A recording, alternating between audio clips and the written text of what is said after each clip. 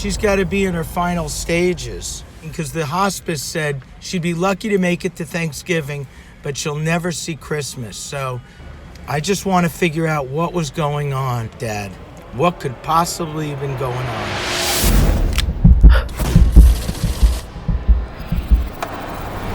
I was on a business trip in Chicago, and I called my father the week before Thanksgiving. The call just was very chilling to me. He didn't sound himself, and I said, "What's going on?" And he just said, "It's complicated," and the phone call just ended. I didn't know if he was safe. So I canceled my meetings, jumped a plane, went to his house. I walk in, and he was living in the basement down steep stairs, being isolated from his family. He was in a prison.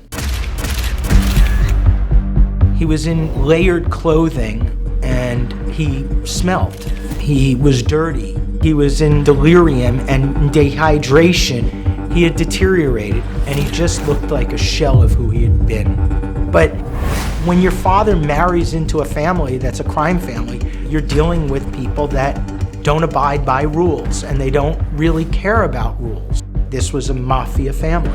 There was a lot of signs that I didn't see. His will, power of attorney, and his health proxy were all changed. I remember his doctor saying this was elder abuse at the hands of experts. Checks were being written weekly. He was completely unaware that he was being betrayed. It's a human rights violation.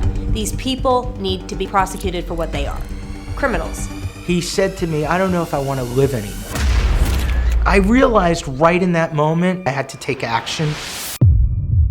I always knew that I'd be taking care of my parents as they got older, but I never expected to be taking care of a situation like this. Nobody told me how deep elder abuse goes. Elder abuse is very common. 1 out of 10 usually experience a form of abuse. And 90% of all elder abuse cases, it's the family member who's the perpetrator. You can financially abuse them, physically abuse them, sexually abuse them, psychologically abuse them. And for every case they reported to the police, 5 other cases go unreported. This can happen to anybody, but you only hear about it when it happens to celebrities. Buzz Aldrin, B.B. King, Stan Lee, Casey Kasem. I had to fight to see my own father. But I learned very quickly that once you turn 18 in this country, you have no rights to see your parents. Elder abuse is where child abuse was 30 years ago. Hush, hush, shh. It's finally coming to light. Stories like Marvin's have to be told. In the 1960s, my father was a very successful athlete. He boxed in Madison Square Garden in the Golden Gloves.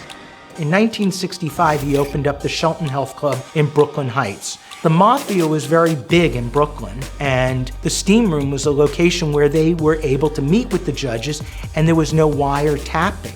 My father met his third wife, Anita Montemurano, at the Shelton Health Club. I look back and think they pegged him right from the beginning. He was targeted. He was a good guy. He was generous. And he was successful.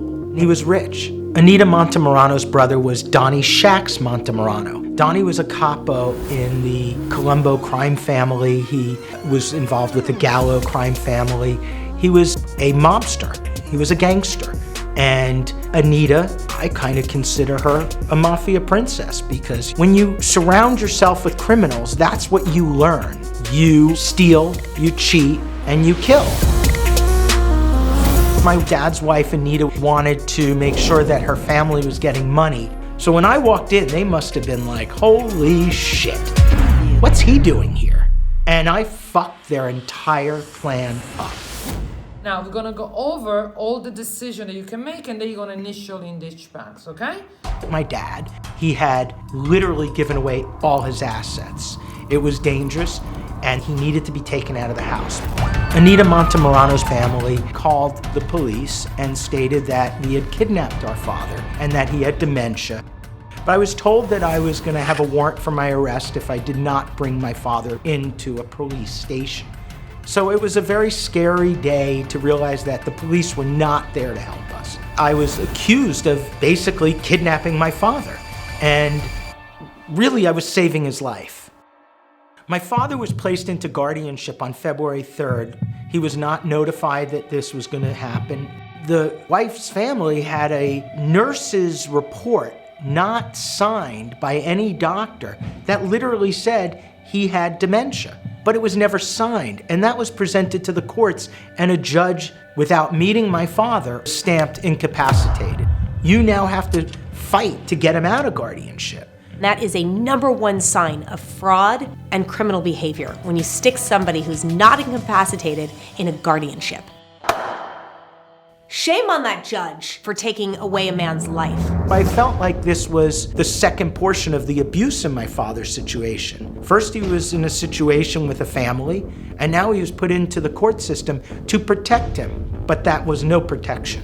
Most of the people I meet, their parents have died, horrific deaths through guardianship, and it's chilling at times to realize that it's happening all around us. In the year 2030, 1 in 5 people will be 65 and older.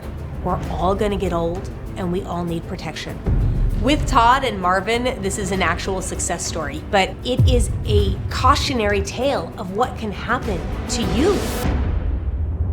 If it wasn't for Todd, I wouldn't be sitting here. Todd saving my life.